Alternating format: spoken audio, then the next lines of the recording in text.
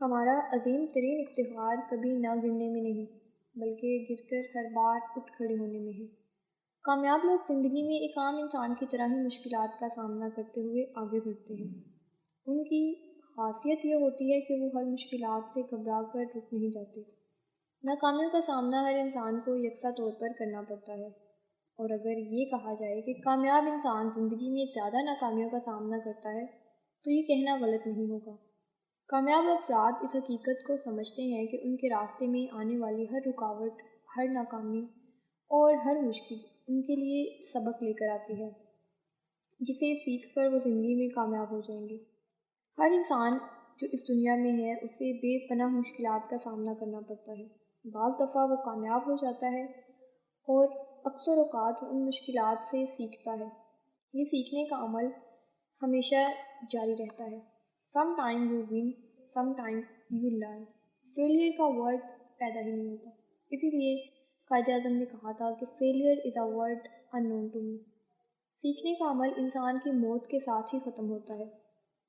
اگر آپ ناکام ہیں، ناکامی کا سامنا نہیں کرنا چاہتے یا اس کے خوف سے کوئی قدم اٹھانے سے کتراتے ہیں تو یقیناً آپ نے ابھی تک جینا شروع نہیں کیا۔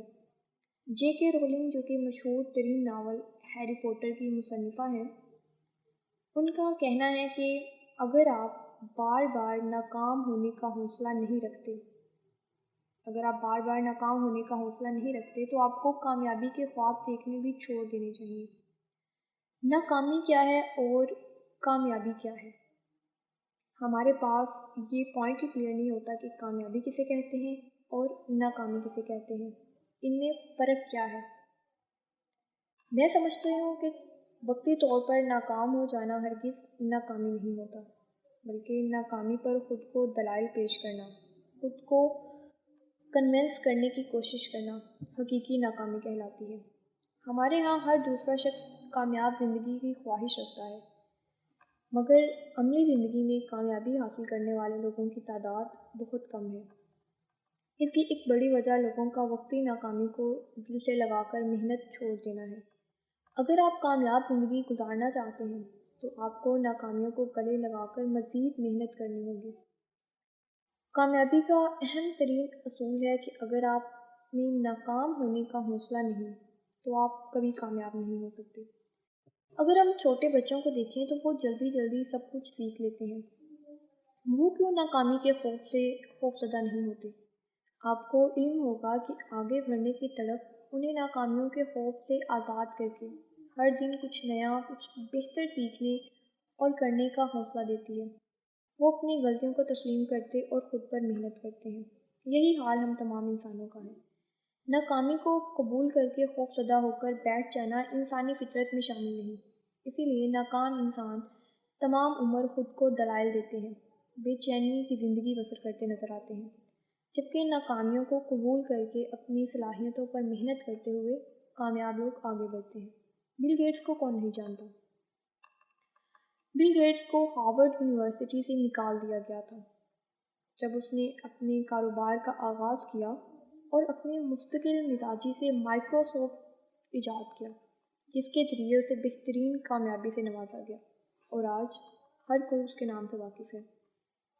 ہم سب بخوبی واقف ہیں کہ تھامس ایڈیسن وہ بچے تھے جسے تعلیمی اعتبار سے نالائق تصور کیا جاتا تھا۔ ایڈیسن نے جب بلب بنانا چاہا تو اسے 999 بار ناکامی کا سامنا کرنا پڑا۔ بلب بنانے کی کوشش نے اسے 1000ویں مرتبہ کامیابی سے ہمکنار کیا۔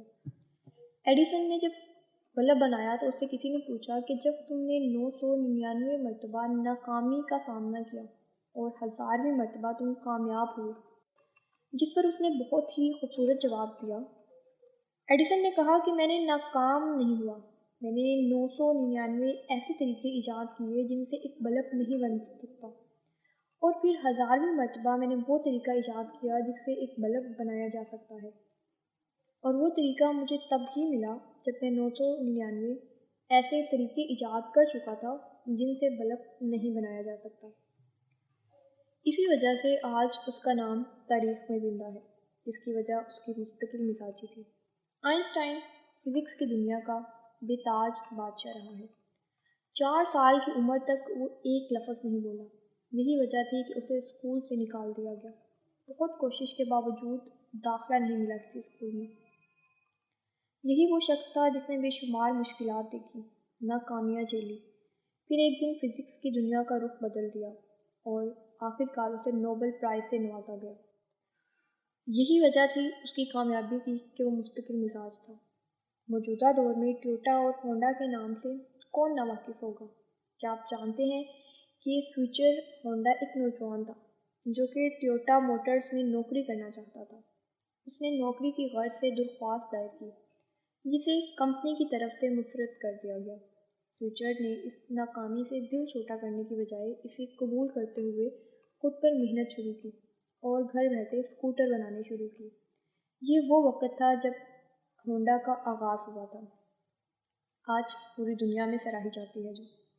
ہم جب ناکامی کو سوچتے ہیں تو عموماً ناکامی کے منفی اثرات سوچ رہے ہوتے ہیں اور اسی لیے دل شکستہ ہو کر احساس کمتری کا شکار ہو جاتے ہیں۔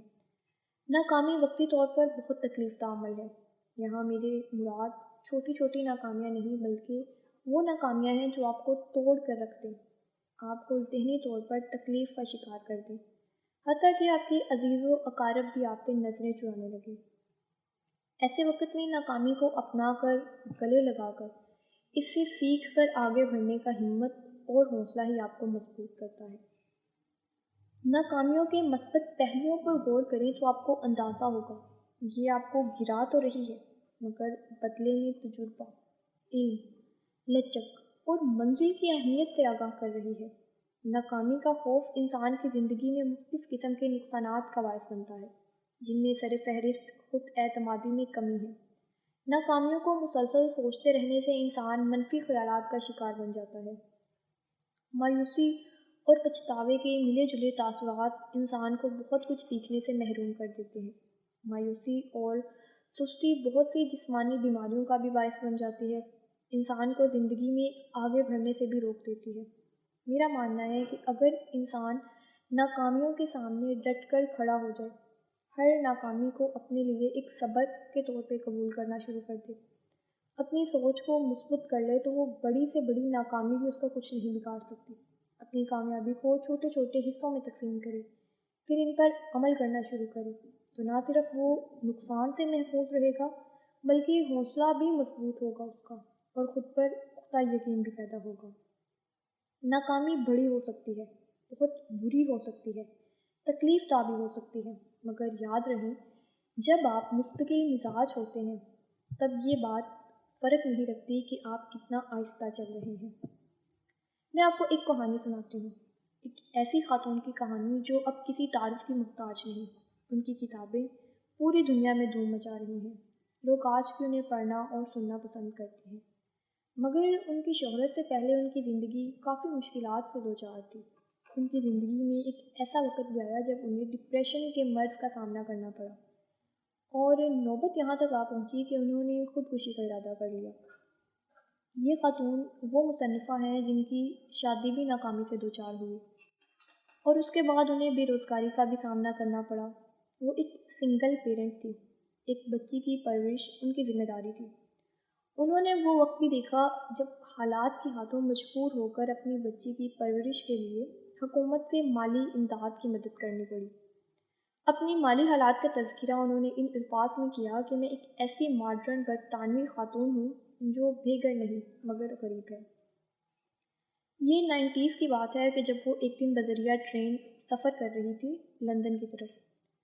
ان کے ذہن میں ایک چھوٹے بچے کی کہانی کا ایک مکمل آئیڈیا آیا جس کو انہوں نے ایک پرانے ٹائپ رائٹر کی مدد سے اپنی کتاب کے طور پہ پیش کیا، جسے لے کر وہ 12 پبلشر ہاؤسز کو پہنچی، مگر انہوں نے شائع کرنے سے انکار کر دیا۔ ایک ایڈیٹر نے انہیں ملازمت کا مشورہ دیا جس میں ان کے پاس بچوں کی کہانیاں لکھ کر کچھ پیسے کمانے کا موقع حاصل ہوا۔ خاتون مصنفہ نے ایک بار پھر ہمت اور حوصلے سے سفر شروع کیا، محنت اور عزم کے ساتھ آگے بڑھتی رہی۔ آج ان کا شمار برطانیہ کے سب سے زیادہ بکنے والے مصنفوں میں ہوتا ہے۔ جی، ہم بات کر رہے ہیں جے کے رولنگ کی، جن کی آج نیٹ ورک 560 ملین یوروز ہے اور وہ برطانیہ کی 12 امیر ترین خواتین میں شمار ہوتی ہیں۔ ملاقات ہوتی ہے ایک اگلی ویڈیو میں۔ اللہ حافظ۔